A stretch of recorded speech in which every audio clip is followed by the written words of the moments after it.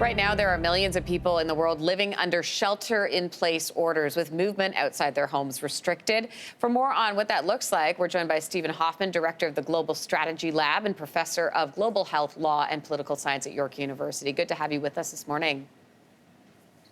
Good morning. Italy, Greece, France, and Spain all have nationwide mandatory quarantines in place. So what happens if someone were to break that quarantine? Different countries have been taking different approaches to what kind of sanctions to put into place. In France, for example, people breaking that order would be subject to a fine up to 135 euros. Not a lot for some people, a lot for some others. In Spain, the fine is much higher. In Spain, it's up to 600,000 euros for people who knowingly break it and are repeat offenders. And in Italy, it's up to 3 months in jail. So some countries are taking this extremely seriously, and people should definitely be following the public health guidance to remain in place as possible.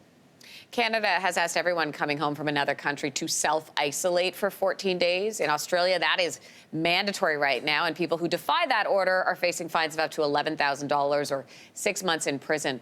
Could Canada also make self-isolation mandatory? What do you think? Canada could. Right now, it is something that has been strongly requested by all public health authorities, including our Prime Minister.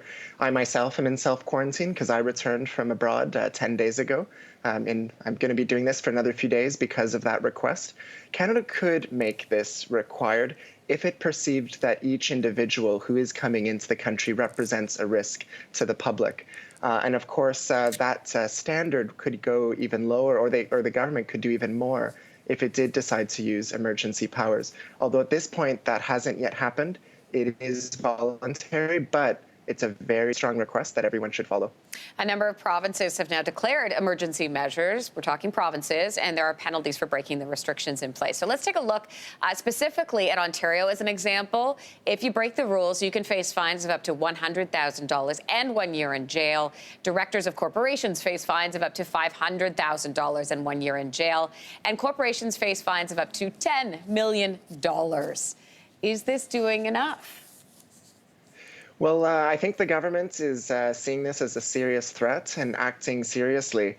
I don't know if anyone remembers the last time a provincial health emergency was declared. I certainly don't. This is an unprecedented move for an infectious threat like this. So the government's already doing a lot. I think the key is to make sure that governments continue to try to base all their actions on the best available research evidence. Not only will that get us the best public health response, but that's also what's going to let governments make sure that they're in keeping with their constitutional obligations and protecting Canadians' rights in the process. You touched on this just briefly, but I want to ask your opinion on what the likelihood you think that the Emergencies Act would be put in place.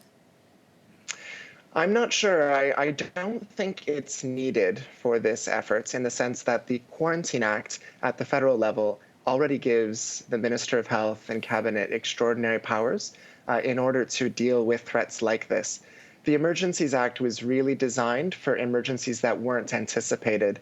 With a pandemic, we've been planning for one of these for quite some time. Of course, no system can ever be fully prepared, but this was anticipated. There are powers. So whether they use it or not will depend on how they want to respond. All right, Stephen, thank you for your time.